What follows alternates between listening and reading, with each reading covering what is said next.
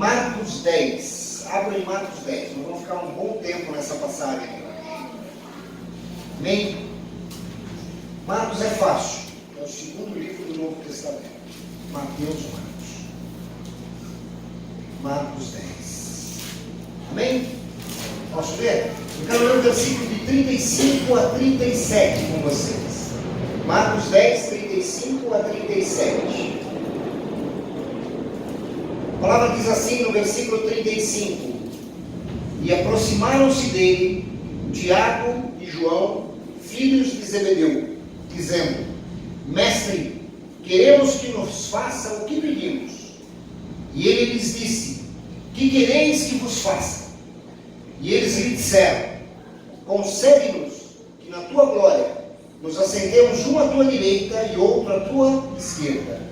Tem uma outra tradução que eu queria ler para vocês, que o versículo 37 diz assim, a nova tradução diz assim: Eles responderam: Quando o Senhor sentar-se no trono do seu reino glorioso, deixe um de nós que se sente à sua direita e outro à sua esquerda. Amém? Queridos, esse capítulo 10, ele é muito interessante, se vocês pegarem ele desde o início, porque esse capítulo 10, a palavra conta que Jesus estava indo na região da Judéia, está muito próximo, esse capítulo 10 de Mateus está muito próximo da última semana de Jesus, e ele está indo na região da Judéia, e uma grande multidão sempre seguia Jesus, e ele fazia o que ele mais fazia, ele fazia milagres e ensinava as pessoas. E nesse capítulo 10 nós vemos vários ensinos, vale a pena ler o capítulo 10 inteiro. Esse capítulo 10 fala sobre nós, sobre o divórcio, o que Deus pensa a respeito do divórcio, fala como nós devemos receber o reino de Deus. Nesse capítulo 10 é que ele puxa uma criança no meio dos discípulos e diz: quem não recebe o reino como essa criança não pode receber o reino. Então ele fala em ter um coração que entenda o que é o mover de Deus. É também nesse capítulo 10 que ele ensina que a gente não pode ficar preso às questões materiais desse mundo, porque é no capítulo 10 do livro de Marcos, perdão, não Mateus, porque eu li Mateus acho que 2 vezes, no capítulo 10 de Marcos, é onde ele coloca a parábola do jovem rico, que diz que aquele jovem tinha tudo, tinha todas as coisas no reino de Deus, mas faltava só uma coisa, faltava que ele se desfizesse dos seus bens materiais para que pudesse seguir a Cristo. E aí o jovem não concorda com isso e Jesus diz: olha, às vezes quem tem muito dinheiro confia no dinheiro e não confia em Deus. Então é muito difícil alguém que põe as suas esperanças naquilo que tem, confiar naquilo que não vê. Porque a fé é confiar naquilo que a gente não vê. É o firme fundamento daquilo que a gente não vê, mas espera que aconteça. Ele também ensinava, nesse capítulo 10, ensina até hoje para nós, que quando nós aceitamos o reino de Deus, nós passamos a servir, nós temos que pensar em pessoas, foi dito aqui. Nós temos que pensar em vidas quando nós entramos no serviço de Deus. Porém, o que mais me impressiona nesse capítulo 10, e eu vou voltar nesse texto que nós começamos, é que, apesar de tudo que ele ensinava, apesar dos discípulos já estarem andando com eles há quase 3 anos, porque essa fase de Marcos 10 é quase 3 anos do ministério de Jesus. Apesar de tudo isso, o que eu vejo aqui é como os discípulos são parecidos conosco, ou como nós somos parecidos com os discípulos. Porque a gente ouve, muitas vezes a gente pergunta sobre coisas do reino, a gente quer entender as coisas do reino, mas parece que a gente não dá muito entendimento naquilo que está acontecendo. E muitas vezes a gente ouve com os ouvidos, mas não internaliza no nosso coração o que Jesus está querendo em nós. E muitas vezes nós tomamos decisões erradas, imaginando que estamos tomando decisões corretas. E eu queria falar um pouquinho disso nessa manhã, porque quando eu vejo Tiago e João perguntarem para Jesus: poxa, mas no teu reino, será que nós podemos estar uma à direita e uma à esquerda? Eles queriam uma posição de honra. Mas existiam mais 10 discípulos, eram 12. E o que vocês acham que motivava o coração de Tiago e João? Eles estavam há 3 anos andando com Jesus, mas deixa eu dizer uma coisa para vocês, e por que eu fiz questão de ler a tradução na nova linguagem de hoje? Vocês percebem que na nova linguagem de hoje, eles dizem: quando o Senhor vier com o seu reino glorioso, nós queremos sentar uma direita e uma esquerda. Sabe o que eles estavam esperando? Eles ainda estavam esperando que Jesus fosse o Messias, que fosse restaurar o reino de Israel, portanto fosse ser rei nesta terra, naquele momento. E uma vez que ele fosse ser rei, como Davi foi rei, restaurando Israel com todo o seu esplendor, eles falaram para Jesus o seguinte: Jesus, quando o Senhor for rei, nós que estamos andando mais tempo com o Senhor, nós que estamos juntinhos com o Senhor, nós não podemos ser um primeiro-ministro, o outro principal conselheiro. Foi isso que eles disseram. Apesar de o tempo todo eles ouvirem Jesus dizer que o reino de Deus não era aqui nesta terra, deles verem os milagres que Jesus fazia, deles ouvirem as pregações de Jesus, eles ainda estavam esperando a recompensa nessa terra. Percebam o que Jesus fala. A resposta de Jesus, que vai do versículo 32 ao 34. Perdão, eu quero voltar um pouquinho antes, no 32 e 34, vocês vão entender que antes deles perguntarem se podiam sentar ao lado direito e ao lado esquerdo, percebam o que Jesus falou para eles. Jesus diz assim no versículo 32: iam no caminho subindo para Jerusalém, e Jesus ia diante deles, e eles maravilhavam-se e seguiam-no atemorizados. Os discípulos estavam com medo, porque eles sabiam que alguma coisa iria acontecer. E continua a palavra dizendo assim: e tornando a tomar consigo os 12, começou a dizer-lhes as coisas que lhe deviam sobrevir, dizendo: eis que nós subimos a Jerusalém, e o Filho do Homem será entregue aos príncipes dos sacerdotes e aos escribas, e o condenarão à morte, e o entregarão aos gentios, e o escarnecerão, e o açoitarão, e cuspirão nele, e o matarão, mas ao terceiro dia ressuscitará. Queridos, o versículo que nós lemos é na sequência. No versículo 34, Jesus diz claramente: eles vão me matar, eles vão me açoitar, eles vão escarnecer de mim. E parece que Jesus acabou de falar isso, e Tiago e João não ouviram o que ele falou. Porque olha aqui, Jesus acaba de falar isso, o que eles fazem? Eles chegam para Jesus e dizem: Jesus, me dá um lugar de honra no teu reino. Vou dar vontade de pegar pela cabeça e dizer: você não está entendendo o que eu estou falando? Será que você não consegue entender que não vai ter reino aqui? E vocês estão presos num reino aqui? Será que vocês não conseguem entender? Mas tem mais. Vocês perceberam que eles seguiam com medo? Eles sabiam que alguma coisa ia acontecer. Mas mesmo seguindo com medo, mesmo sabendo que alguma coisa ia acontecer, eles queriam uma honra diferente.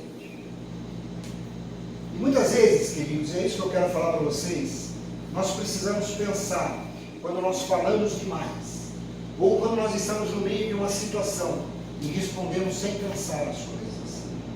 Já aconteceu isso com vocês?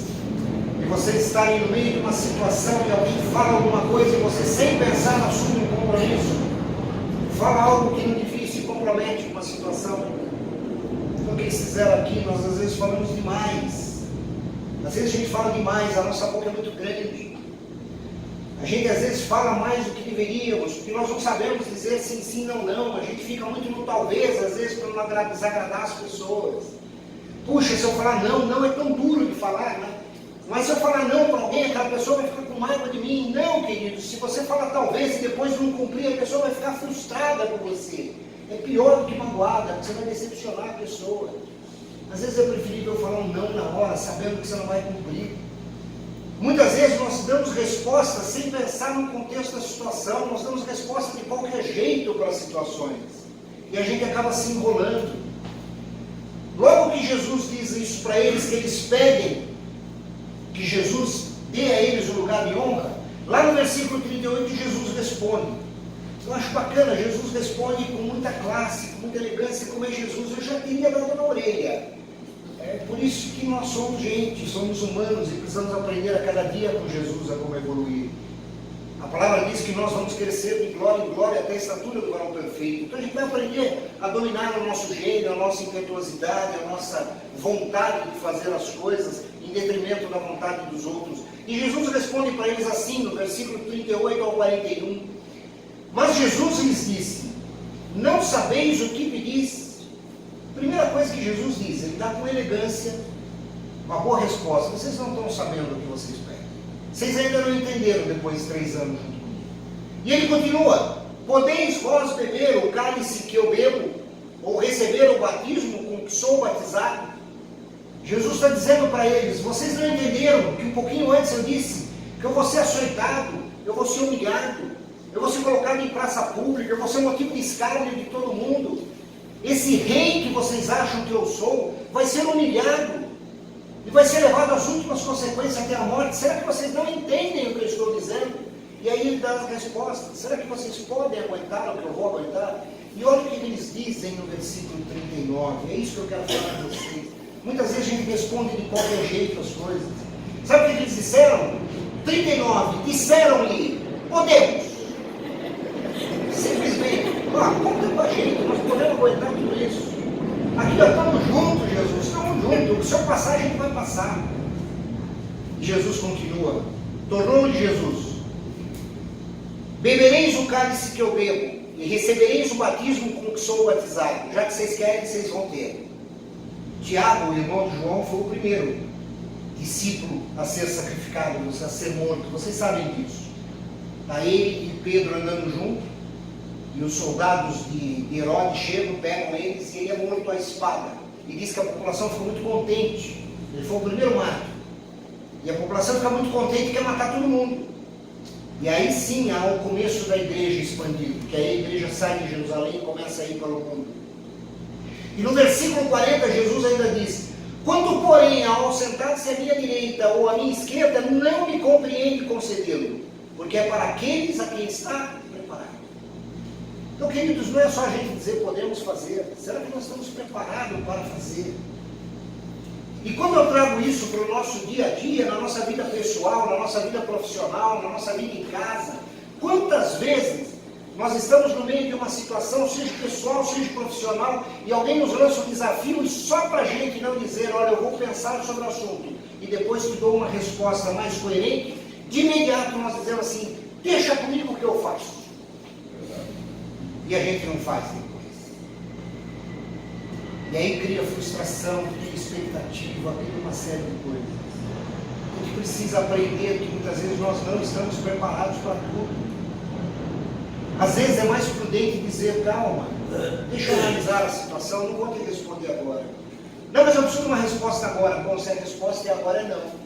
Na dúvida, não. Não, mas eu preciso que seja feito. Sim, mas é não consigo fazer no tempo e da forma que você quer. Porque senão, queridos, nós corremos o risco de responder levianamente àquilo que vem sobre as nossas vidas. E nós precisamos tomar cuidado com isso. E Jesus ainda está dizendo: você precisa estar preparado.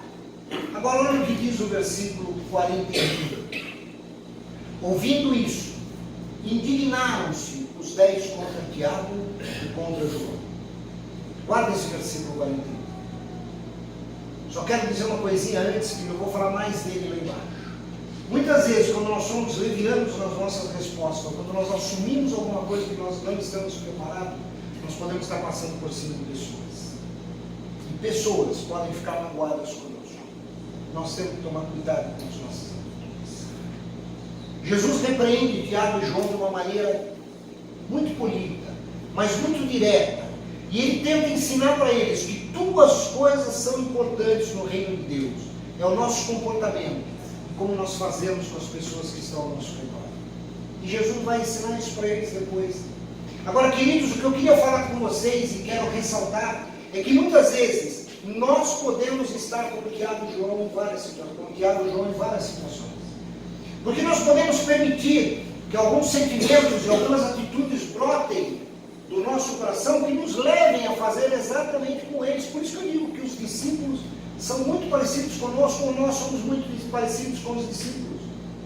Porque neste caso aqui, eu queria mostrar para vocês como é que eles chegam a isso, como é que alguém que anda 3 anos junto com Jesus, que vê ele se humilhar, vê ele ser humilde, ouve ele falar tanto de humildade, tanto de serviço, tanto de humilhação, consegue ter esse tipo de atitude, de requerer honra, de requerer lugares de destaque. O primeiro sentimento que nasce no coração desses dois, sabe o que é, queridos? Soberba. Ah, mas como assim nasceu um sentimento de soberba no coração deles? Eu vou mostrar. Sabe por que nasceu um sentimento de soberba no coração deles? Porque Jesus tinha 12 apóstolos, mas cada vez que ele ia em algum lugar importante, ele só levava 3. Várias situações. Monte da Transfiguração, só foram 3. A hora que entraram na casa da menina, filha de Jairo, só entraram 3. A hora que vai no Monte das Oliveiras, ele diz que ele leva os 2, mas ele pega 3 e leva um pouco mais afastado para orar por ele. Então existia um grupinho mais restrito, que era um grupinho que estava sempre junto com Jesus. Quem era esse grupinho? Tiago, João e Pedro. Agora pensa a cabeça de Tiago e João. Vamos pensar um pouco na cabeça de Tiago e João. Pedro era funcionário deles quase. Pedro era junto com eles. E a palavra diz que Pedro era o menos iletrado, tinha menos conhecimento de todos os discípulos. Como é que vocês acham que sentiu o coração de Tiago e João? O pai deles era dono de barcos, eles eram donos da indústria pesqueira. Então, para eles, Pedro era Pedro. Nós temos conhecimento, nós temos dinheiro, nós temos aquilo que é necessário, tivemos mais estudo do que Pedro, falamos melhor do que Pedro. Apesar de nós estarmos num grupinho de 3, como cada rei precisa de 2, precisa de um conselheiro e de um primeiro-ministro, Pedro não vai ser esse cara, Pedro não tem condições de ser esse cara. Vocês não acham que foi isso que aconteceu?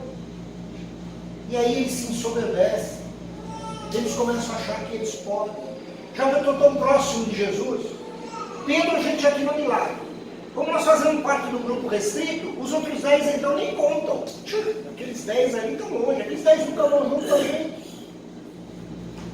Queridos, a soberba é um mal muito grande, a soberba nos cega.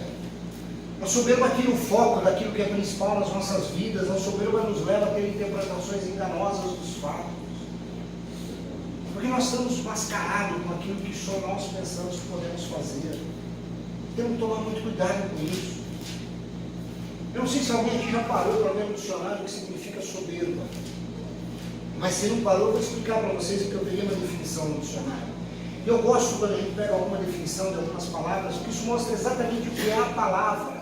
Porque muita gente fala assim, a pessoa é soberba, mas a gente não tem noção do que nós estamos falando. No dicionário diz que soberba é um sentimento negativo. Então, primeiro, soberba é um sentimento. Se é sentimento, nasce dentro de nós.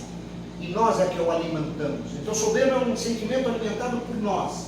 Então, soberba é um sentimento negativo caracterizado pela pretensão de superioridade sobre as demais pessoas, levando a manifestações ostensivas de arrogância, por vezes sem fundamento algum, ou fatos que a mantenham.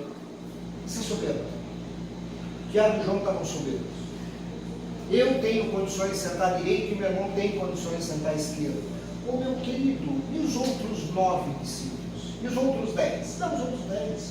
Nós somos melhores que os outros 10. Lembra o versículo 41? Não é que eles falaram isso em secreto com Jesus, eles falaram na frente de todo mundo. A soberba faz isso na gente. A soberba nos leva a falar como nós somos bons, como nós somos melhores, como nós podemos fazer as coisas na frente de quem estiver. E isso magoa as pessoas. Nós precisamos tomar muito cuidado com isso, nós precisamos tomar muito cuidado, porque essa mania de comportamento que nos leva a ser sempre, ou pensar sempre que nós somos superiores a alguém. Nós precisamos tomar cuidado. A soberba é um comportamento tão nocivo que Provérbios fala demais de soberba. Só para você ter uma ideia, peguei só alguns, mas Provérbios 8, versículo 13 diz assim: o temor do Senhor consiste em aborrecer o mal, a soberba, a arrogância, o mau caminho e a boca perversa, eu os aborreço. Então a gente de cara já percebe que Deus não gosta de soberba, não gosta de arrogância, não gosta de mau caminho e não gosta de boca perversa. Só que deixa eu dizer uma coisa, por que soberba vem no primeiro lugar? Que realmente geralmente o soberbo está tão cego pelo caminho que ele está andando, que ele não percebe que ele está indo por caminhos errados. Que a própria soberba o cega, ele não consegue ver. Eu conheço tudo, eu sei de tudo, eu conheço todas as coisas, eu consigo fazer todas as coisas. E outra coisa, quem é soberbo é arrogante. Eu conheço mais, eu sei mais, eu explico para todo mundo, eu sei mais do que todo mundo, eu não tenho nada a aprender com ninguém, porque ninguém tem nada a me ensinar, eu já sei todas as coisas. E geralmente, o soberbo tem uma boca perversa.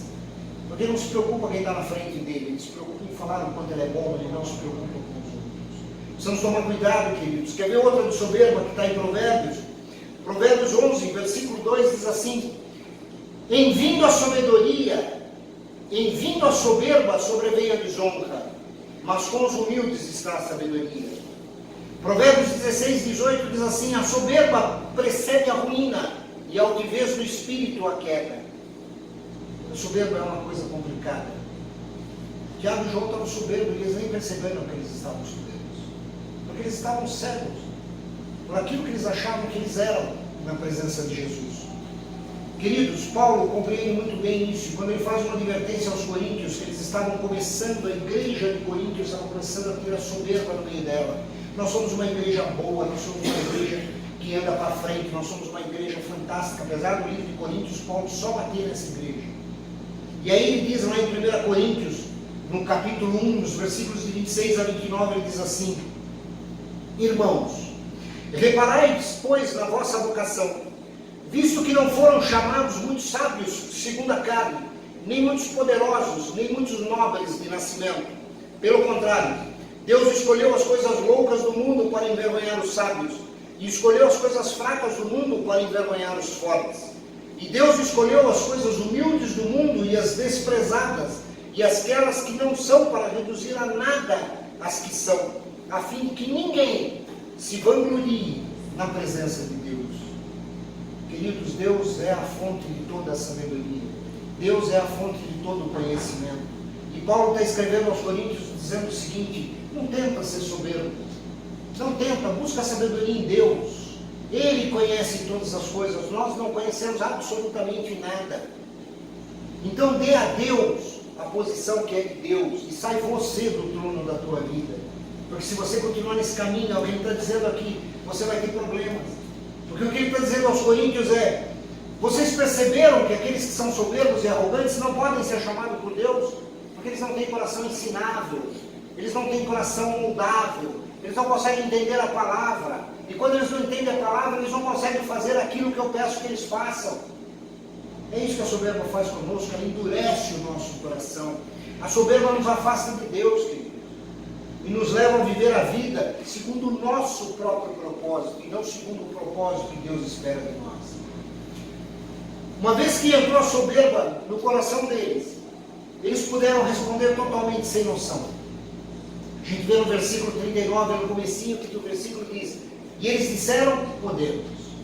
Totalmente sem razão, eles ouviram o que Jesus falava. Jesus falou: eu vou morrer, eu vou sofrer, eu vou padecer, vou me açoitar. Parece que nada disso bateu no coração deles. Parece que nada disso entrou no coração deles. Deixa eu perguntar uma coisa para vocês.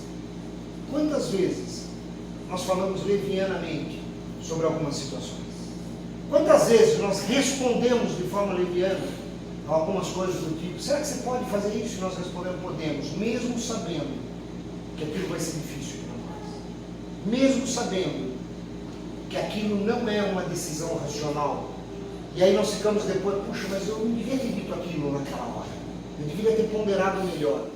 Sabe por quê, queridos? Porque a gente tem que tomar cuidado com o calor emocional das coisas. Paulo diz muito isso nos livros dele. Ele diz o seguinte: nós devemos ter uma fé racional.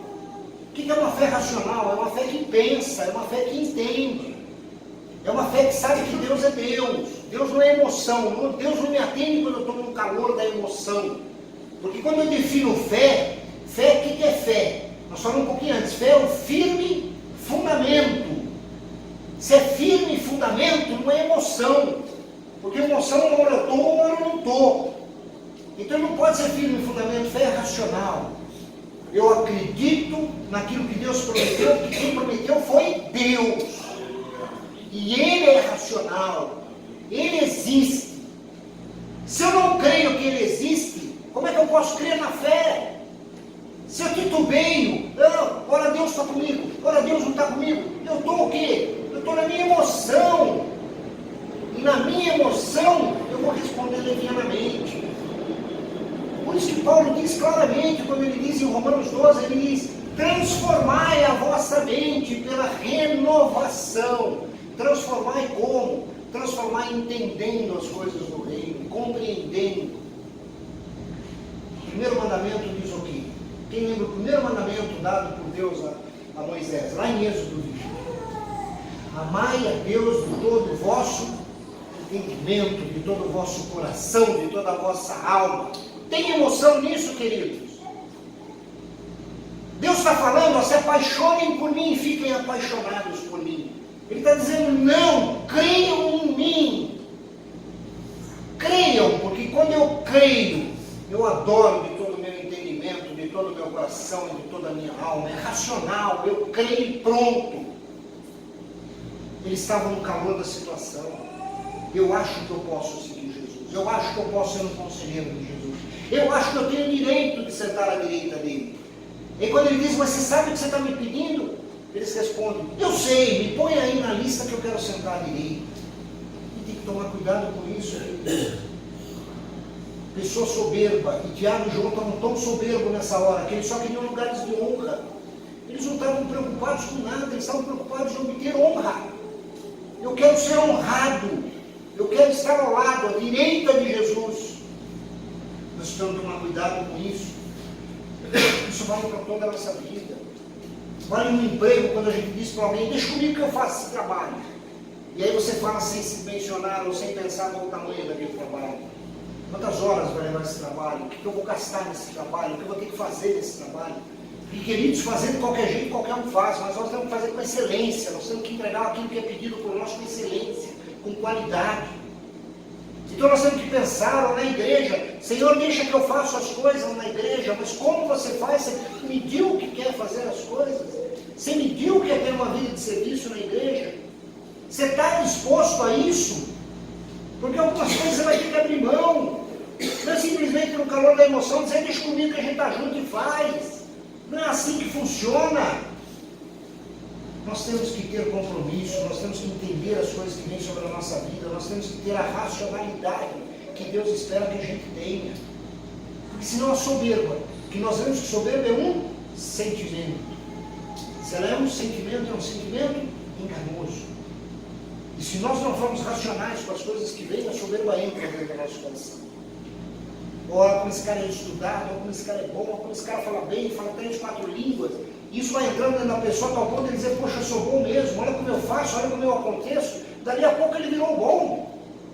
Temos que tomar cuidado com isso. Temos que tomar muito cuidado com isso. Paulo fala isso o tempo todo, tome cuidado com isso. E uma coisa que eu sempre digo, isso eu conto como testemunho, eu sei que está gravando, mas eu conto como testemunho. Primeira vez que eu ouvi um apelo a Jesus, sabe aquela... Vocês querem entregar sua vida a Jesus? Para mim foi um pouco diferente. Eu já tinha ouvido isso algumas vezes, mas eu sentia no meu coração que eu não estava preparado.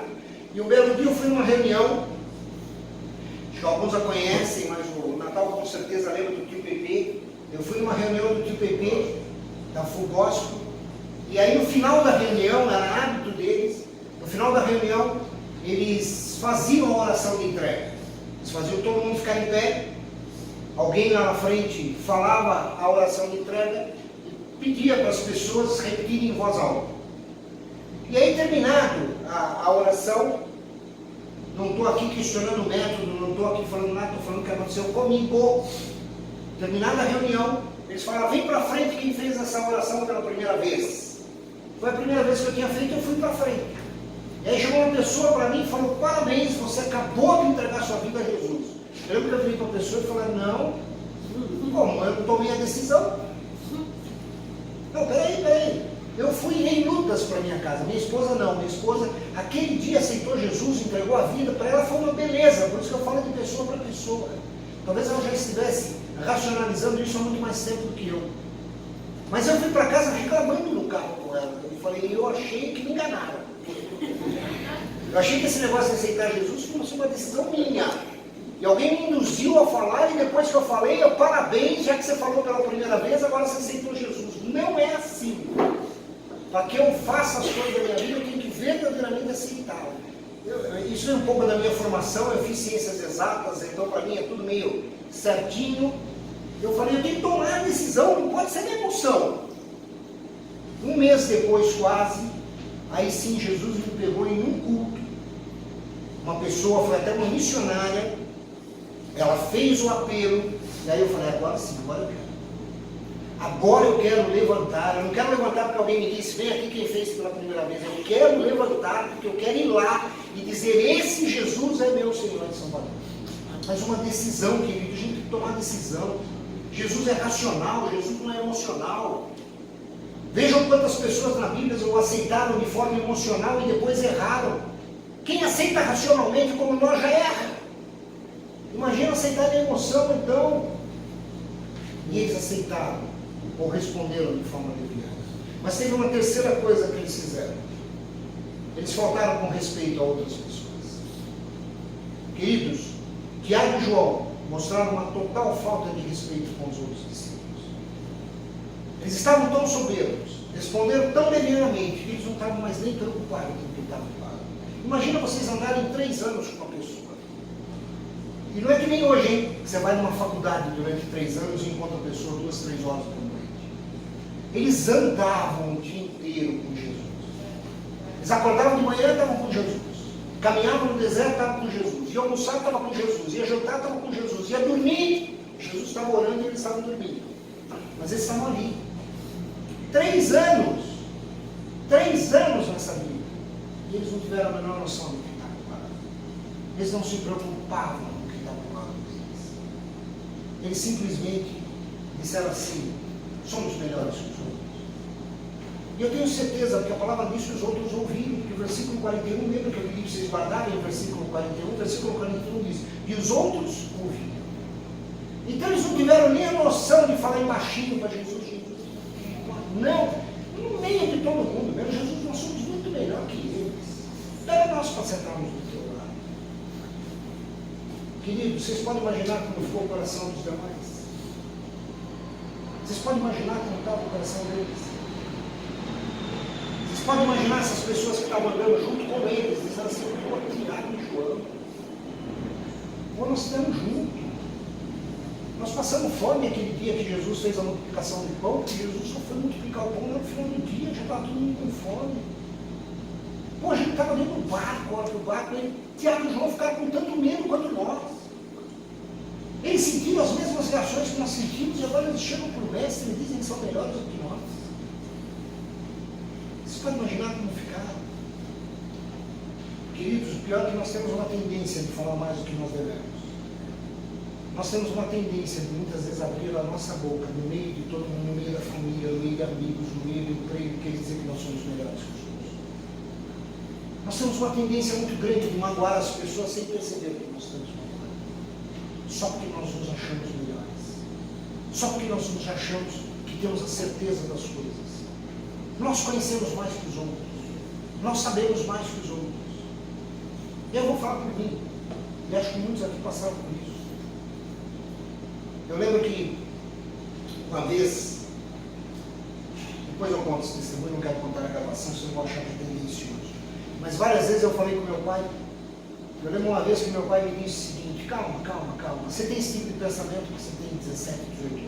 Quando você tiver 30, você vai ver que a vida é diferente. E realmente eu fui obrigado a ver que naquele momento a vida era diferente. Tive que chegar para meu pai e falar, você tinha razão. A vida era diferente. Só que eu só fui falar isso para ele quando eu estava com quase 45.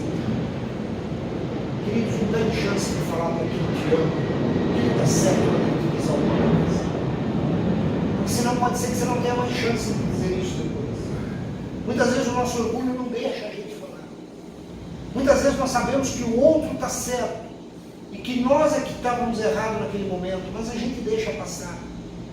Quando chegar para a pessoa e dizer simplesmente, pô, cara, você estava certo, me perdoa, eu é que não soube fazer. Queridos, eles ficaram magoados. Sabe, Tiago, não o irmão de Jesus, não o irmão de João, Tiago, o irmão de Jesus.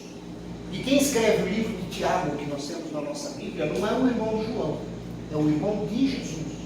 O livro de Tiago é o irmão de Jesus. E Tiago, lá no capítulo 3, ele fala uma coisa muito importante. Ele fala da nossa língua. Ele fala a incapacidade que nós temos de controlar a nossa língua.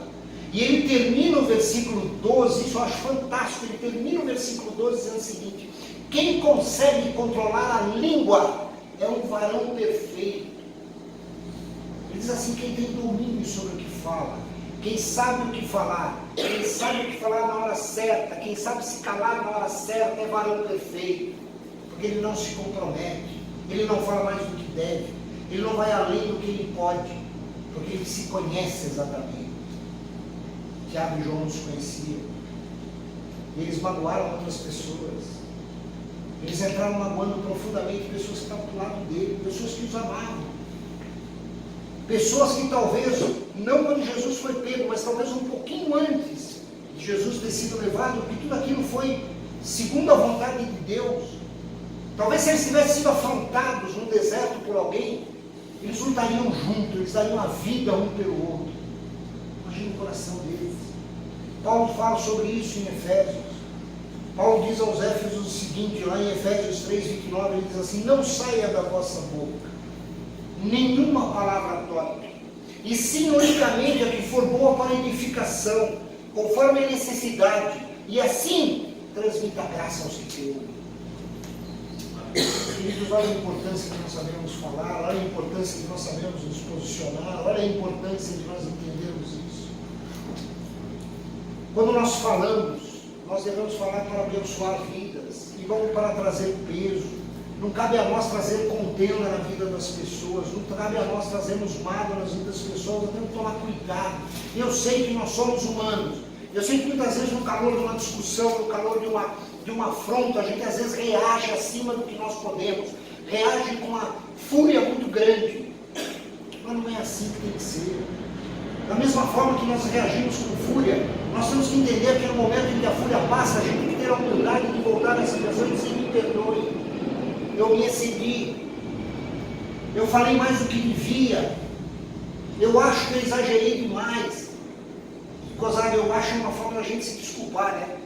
Porque o certo seria dizer: eu exagerei demais, me perdoe, vamos retomar, vamos pôr uma pedra em cima disso e começar de novo. Queridos, o perdão é fundamental, nós precisamos entender isso, nós devemos ser cuidadosos com a vida das pessoas, nós devemos ter cuidado com a vida, nós temos que ter cuidado para não ficar magoando pessoas ou ferindo pessoas.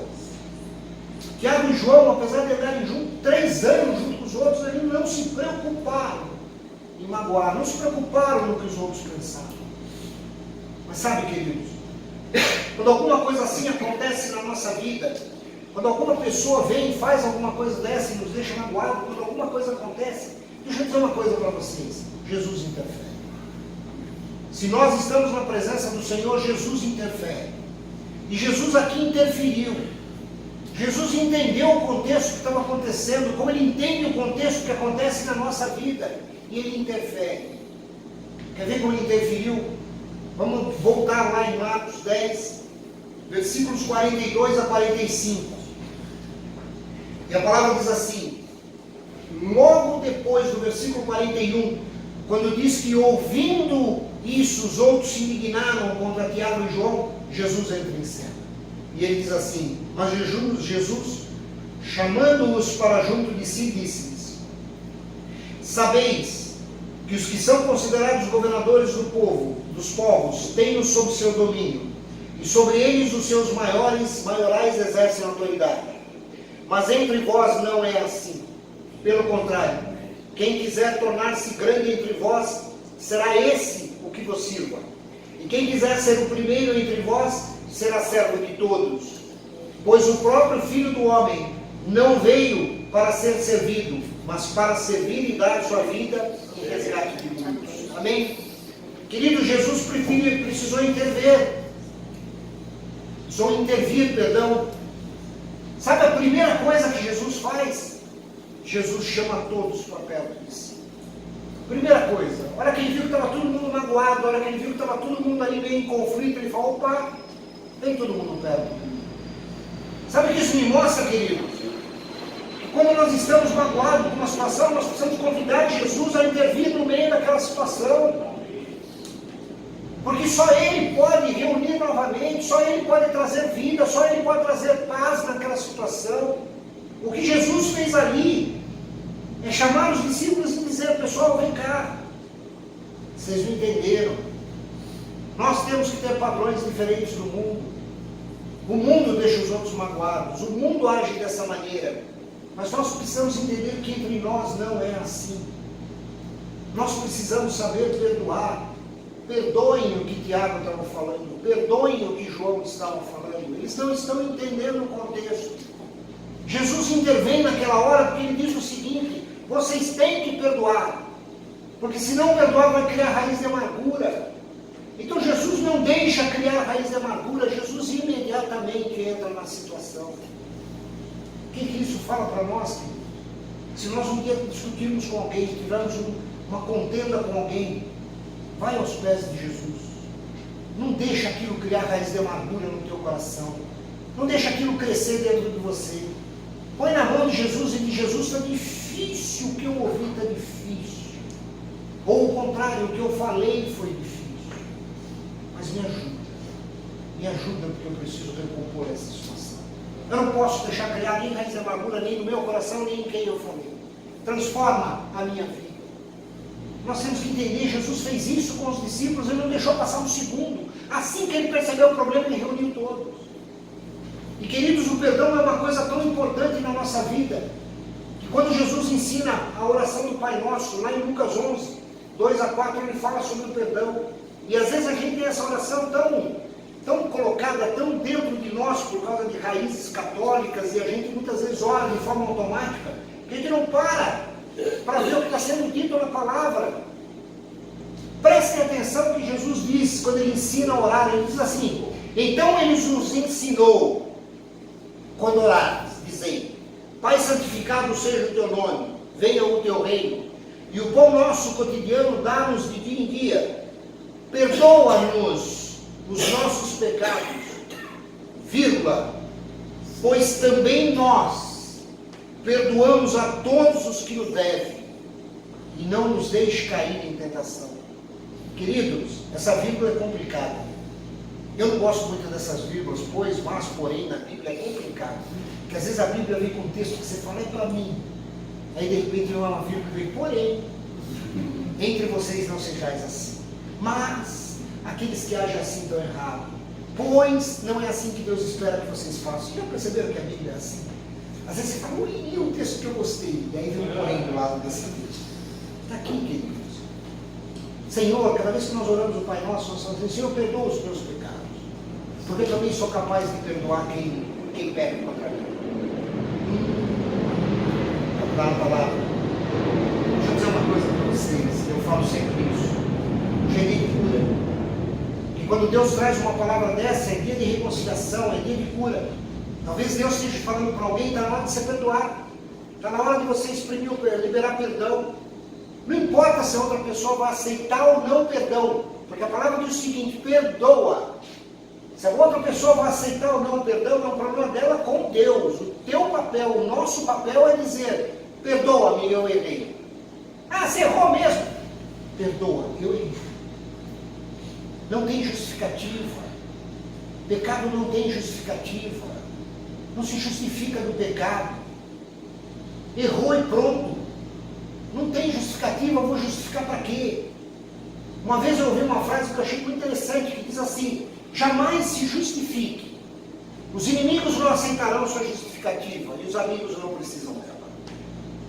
É simples assim. Se a pessoa realmente é amiga, se a pessoa realmente está junto conosco, se a pessoa realmente está do nosso lado, ela não vai precisar de justificativa, porque ela conhece o coração, conhece a palavra, conhece as coisas. Nós precisamos liberar perdão, queridos. Hoje é dia de cura, nós vamos orar por perdão depois. Glória a Deus. Porque nós temos que liberar perdão, nós temos que permitir que Jesus faça como ele fez com os discípulos, chama todo mundo junto, e fala todo mundo junto, e restaura a situação. Nós temos que fazer isso, queridos.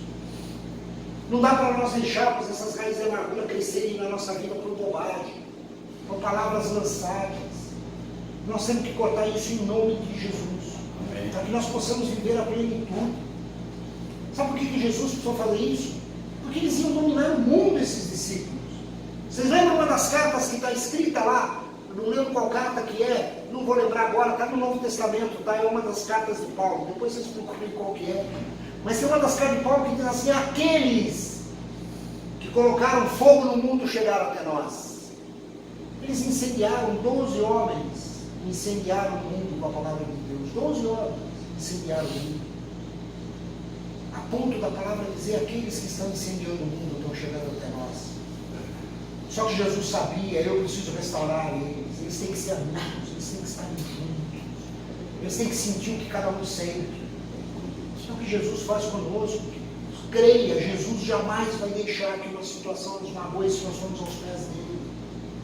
Nós temos que ir aos pés dele. E a segunda coisa que Jesus disse, ele disse para os discípulos o seguinte: saibam servir. Porque quando você sabe servir, você perde sua arrogância. Você perde o entendimento que você acha que é tudo. Queridos, o que eu fico meio assim quando eu vejo algumas pessoas falarem sobre saber servir, mas é saber servir na igreja, né? Jesus está falando de ministério. Não sei. Eu não sei aqui quantos vão lembrar de um livro que fez muito sucesso alguns anos, mais de 10 anos atrás, se chamava O Monge e o Empresário, qualquer coisa assim. Monge e o Executivo. Não sei quantos leram esse livro, O Monge e o Executivo. Sabe o que fala esse livro? Vou resumir para vocês. Esse livro fala do executivo que era muito arrogante, conheceu um monge que ensinou ele que o verdadeiro executivo tem que saber servir a sua empresa e os seus funcionários. Opa, peraí. Então ele pegou o que Jesus acabou de dizer aqui e trouxe para o mundo empresarial. E esse cara escreveu um livro que fez sucesso com muitos executivos que foram transformados, e suas empresas transformadas. Puxa, então a palavra de Deus vale para todos os aspectos da nossa vida. Não é só no ministério da igreja, queridos. Quando Jesus está dizendo para servir, é para servir aquele que precisa. Às vezes você está numa posição executiva, que você vê uma pessoa em dificuldade em fazer um serviço. Só porque ela está em dificuldade, porque ela é júnior, que está começando agora, você não vai lá e